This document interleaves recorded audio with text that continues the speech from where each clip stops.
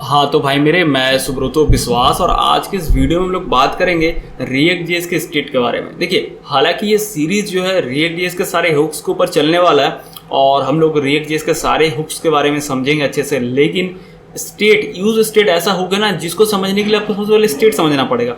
तो मैंने ये सोचा कि सबसे पहले ना मैं स्टेट का वीडियो बना देता हूँ ताकि आपको समझ में आ जाए स्टेट होता क्या है, तब आपको समझ में आया कि हाँ यूज स्टेट हुक को आप समझेंगे, नहीं तो फिर वो आधा अधूरा ज्ञान रहेगा। बाकी जो रिएक्ट जेएस के हुक्स है ना, उसको समझने के लिए आपको कोई एक्स्ट्रा चीज बेस कॉन्सेप्ट नहीं चाहिए होता है, आप सीधा उस चीज को समझ सकते हैं। लेकिन यूज स्टेट हुक ऐसा हुक है ना भाई, उसको समझने के लिए आपको स्टेट पहले समझना पड़ेगा, ठीक है।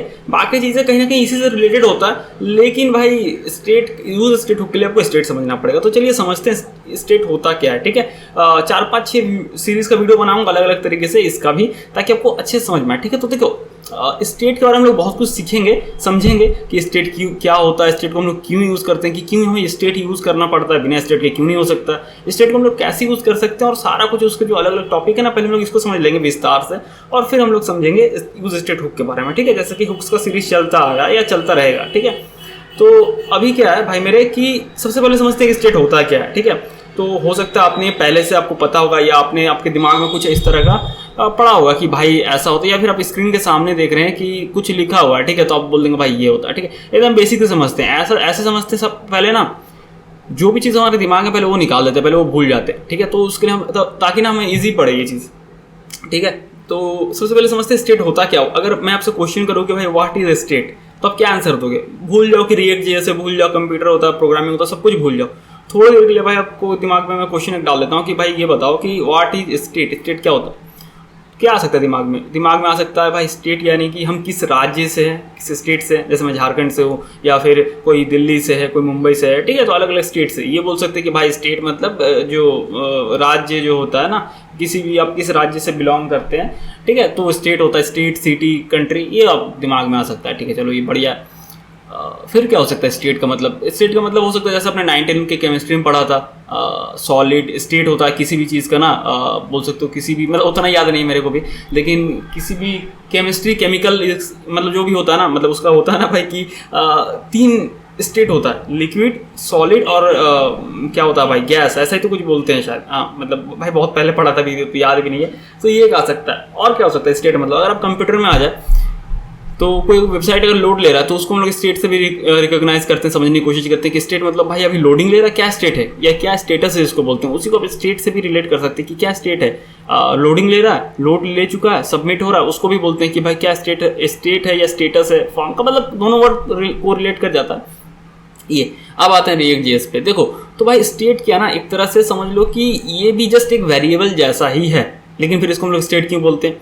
तो देखो, अब देखो कहने का मतलब ये है कि भाई कोई भी चीज़ है उसका नामकरण किया जाता है। जैसे कि मान लो हम लोग सेब को सेब ही क्यों बोलते हैं, एप्पल ही क्यों बोलते हैं, उसको भाई हम लोग करेला या फिर भिंडी, टमाटर क्यों नहीं बोलते? क्योंकि उसको उस तरीके से नामकरण कर दिया गया होगा शुरुआत से ही, ठीक है। तो उसी तरीके से ना कोई भी चीज़ निकलता है ना, तो उसको नामकरण कर दिया जाता है, स्पेशल नेम देता है कि हम लोग इसको ये बोलेंगे, ठीक है। भले वो चीज़ वही चीज़ है, लेकिन फिर भी हम लोग इसको यही बोलेंगे, थोड़ा कूल लगे, थोड़ा सा रिलेट कर जाए, समझ रहे हो बात? तो ये बात है। तो भाई मेरे यहाँ पे जो स्टेट का क्या मतलब होता है, बेसिकली अगर आपको कुछ भी नहीं समझ में आ रहा, आपको बहुत हार्ड या टफ लग रहा, तो आप दिमाग में एक चीज़ बैठा लीजिए कि स्टेट का मतलब एक वेरिएबल होता है, इतना मान के चलिए। अब बोलोगे भाई कि सुब्रतो ठीक है मान लिए वेरिएबल होता है, लेकिन वेरिएबल तो वेरिएबल होता है। अब स्टेट भी वेरिएबल है तो फिर हम लोग उसको वेरिएबल क्यों नहीं बोल रहे हैं? फिर क्या अंतर है कि स्टेट और वेरिएबल में? हाँ बहुत अच्छा क्वेश्चन है, लेकिन इसको हम लोग अभी नहीं, इसको हम लोग आगे जाके समझेंगे, ठीक है। इस वीडियो में बस इतना समझेंगे कि स्टेट क्या होता है, फिर हम लोग आगे आने वाले वीडियोस में समझेंगे कि भाई वेरिएबल और स्टेट में क्या अंतर होता है, और फिर क्यों हमें जरूरत पड़ा, जब स्टेट वेरिएबल ही है तो फिर हम वेरिएबल क्यों नहीं यूज़ किए, हमें भाई स्टेट का क्यों जरूरत पड़ा। क्वेश्चन बहुत सारे हैं और मैं आपके सारे क्वेश्चन के आंसर दूंगा, ठीक है।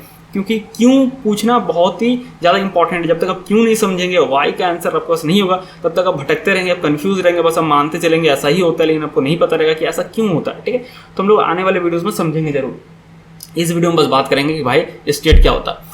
तो अगर आप रिएक्ट जेएस का ऑफिशियल डॉक्यूमेंटेशन देखो, मैंने ये जो लिखा मैंने खुद से नहीं लिखा भाई, मैंने डॉक्यूमेंटेशन से उठाया। अब यहाँ पे ये जो हैंड रिटन फॉन्ट है ना, थोड़ा सा भाई मस्त लगता है देखने में, तो हाँ भाई लगता है कि लिखा हुआ है, चीज़ वही है। तो मैं आपको समझाने वाला हूँ, इतना सा पोर्शन ही समझ जाएगा ना तो आपको स्टेट समझ में आ जाएगा, ठीक है। और आपको ये भी साथ में यहाँ पे समझ में आ जाएगा थोड़ा सा कि स्टेट का जरूरत क्यों पड़ता है। हालांकि मैं अलग से वीडियो बनाऊंगा, बट यहाँ पे आपको समझ में आ जाएगा, ठीक है। तो व्हाट इज स्टेट, देखो यहाँ पे लिखा हुआ है स्टेट लिख के ना, मैंने क्वेश्चन बनाया व्हाट इज स्टेट, ठीक है।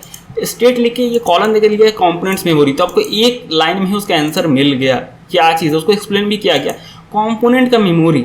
ठीक है, अब यहाँ पे दो वर्ड है कंपोनेंट्स मेमोरी। ठीक है, कंपोनेंट आपको समझना पड़ेगा, मेमोरी आपको समझना पड़ेगा। मेमोरी सबको पता है, मेमोरी मतलब क्या होता है भाई, किसी चीज़ को मतलब होता है तुम्हारा मेमोरी लो है क्या, मतलब तुम्हारा दिमाग में याद करने की क्षमता कम, ऐसा बोलते हैं ना भाई किसी को, अरे आज का डेट कितना नहीं याद है भाई, तुम्हारा मेमोरी लो है क्या।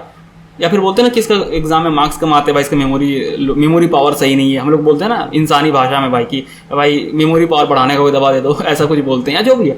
मेमोरी मतलब दिमाग होता है ना भाई, उसमें जो स्टोरेज करने का कैपेसिटी है उसी को बेसिकली बोलते हैं मेमोरी। तो मेमोरी मतलब समझ गए होगे, ठीक है, इतना पता है हमको। मेमोरी मतलब हर एक इंसान जो भी वीडियो देख रहा है उसको समझ में आ गया होगा कि मेमोरी मतलब क्या होता है। ठीक है, अब बात करते हैं कंपोनेंट्स के बारे में। कंपोनेंट समझ में आया आपको, तो कंपोनेंट सिंपल मैं बताता हूँ, ज़्यादा कॉम्प्लिकेट करने की जरूरत नहीं। कंपोनेंट कोई भी चीज़ को बोल सकते हो, जैसे कि ये साइड बार में बटन देख रहे हो, ये कंपोनेंट हो सकता है। ठीक है, साइड बार, ठीक है, यहाँ ये देख रहे हो जो इसको स्टोर करा सारे एक ग्रुप कर दिया, बना दिया टूल बार कंपोनेंट। तो कोई भी चीज़ आप जब देख रहे हो ना, चीज़ों को एक ग्रुप एक स्ट्रक्चर में देख रहे हो, उसको कंपोनेंट। जैसे रूम के अंदर घुसते हो, टेबल है, बेड कंपोनेंट हो गया, टेबल कंपोनेंट हो गया, लैपटॉप एक अलग कंपोनेंट हो गया। ठीक है, कंटेनर एक कंपोनेंट हो गया। कंपोनेंट के अंदर कंपोनेंट हो सकता है, जैसे कि अगर मैंने इस टूल बार को बोल रहा हूँ, ये जो यहाँ पे देख रहे हो सारे है, ठीक है, यहाँ पे जो ये कंपोनेंट मैं इसको बोल रहा हूँ कंटेनर, ऐसे मान लो चलो टूल बार कंपोनेंट, तो इसके अंदर जो ये बटन है ये भी तो कंपोनेंट है। तो कंपोनेंट के अंदर कंपोनेंट, ठीक है, उसके अंदर मान लो आइकन भी दिख रहा है, ये नंबर भी दिख रहा है, तो आइकन कंपोनेंट, समझ रहे हो।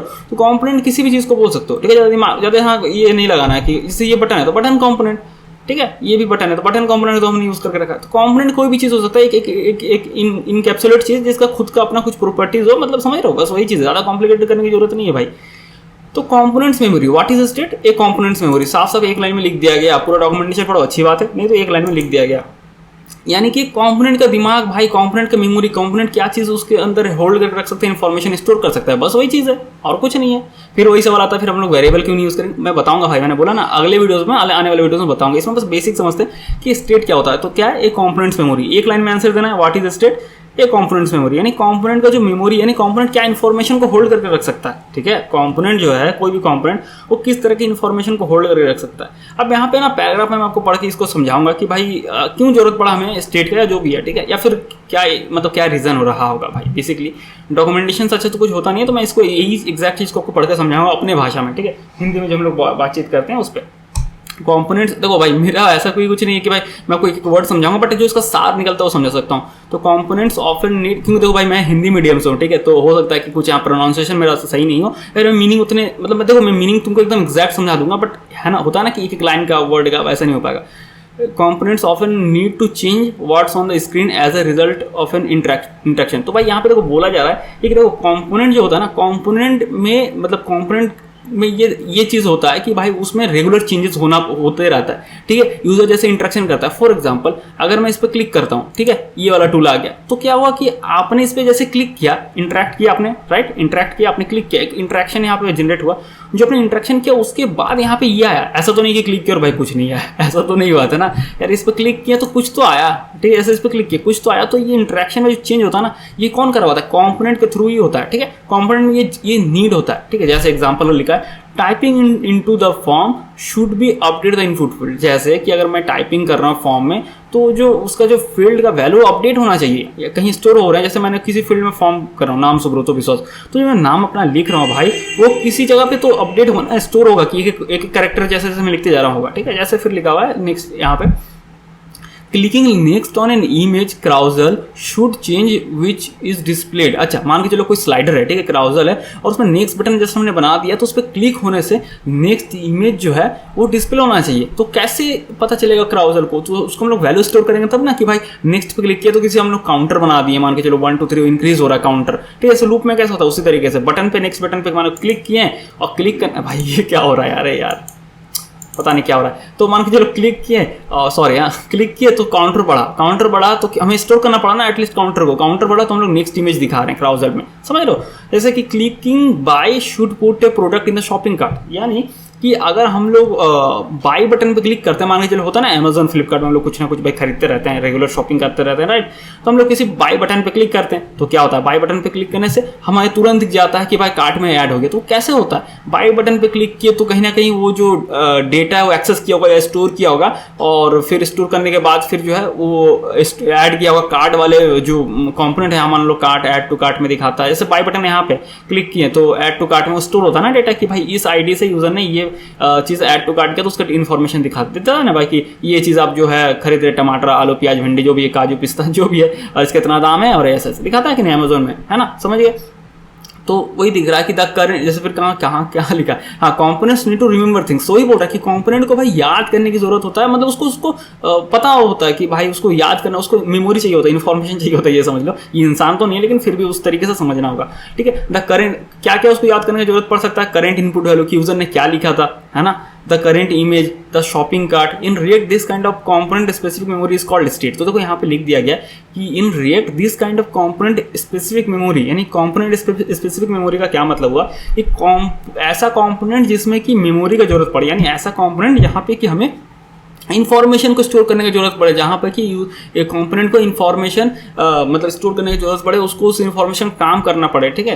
तो वही बोल रहा है कंपोनेंट स्पेसिफिक मेमोरी, यानी ऐसा कंपोनेंट जिसमें कि मेमोरी का यूज पड़े, यानी कि दिमाग का यूज पड़े। अब भाई असली का दिमाग नहीं, जो इंसानी दिमाग है, लेकिन समझ रहे हो ना, मेमोरी मतलब कि उसमें कुछ ना कुछ हमें इंफॉर्मेशन रखना पड़े, ठीक है। जैसे हम लोग वेरिएबल में करते हैं, है ना, वेरिएबल में करते हैं ना, कुछ ना कुछ स्टोर करते हैं, भाई यूजर ने कुछ लिखा तो स्टोर करते हैं, राइट, उस तरीके से। तो वही बोल रहा है कि in React this kind of component specific memory is called state. तो स्टेट क्या है, बस वही चीज़ है जो आप इन्फॉर्मेशन स्टोर कर रहे हो ना, ठीक है, जो आप इन्फॉर्मेशन स्टोर कर रहे हो वही चीज़ स्टेट है। यानी फिर बोल सकते हो जिस वेरिएबल में, बेसिकली समझ सकते भाई ये क्या एनिमेशन हो रहा था यहाँ पे, अपने आप चला जा रहा है, खैर जो भी है। तो जो भी कंपोनेंट में आप सिंपल समझ लो, ठीक है भाई, 100 बात की एक बात सिंपल समझ लो कि जिस किसी कंपोनेंट में हमें जब भी कुछ इन्फॉर्मेशन स्टोर करने की जरूरत पड़ता है तो हम लोग वहाँ पे स्टेट बनाते हैं, यानी कि वो वेरिएबल एक तरह से स्टेट वेरिएबल उसको बोल सकते हो, जिसमें कि हम लोग इन्फॉर्मेशन रखते हैं, मेमोरी क्रिएट करते हैं कि भाई इस कंपोनेंट में ये चीज़ चाहिए होगा, ठीक है। जैसे कि यूजर फॉर्म फिलअप कर रहा है, रजिस्ट्रेशन फॉर्म एक फॉर्म कंपोनेंट है, तो भाई उसमें यूजर ने जो इनपुट लिखा तो स्टोर करोगे ना, क्योंकि आपको हो सकता है उसको बैकएंड में पास करना पड़े, राइट।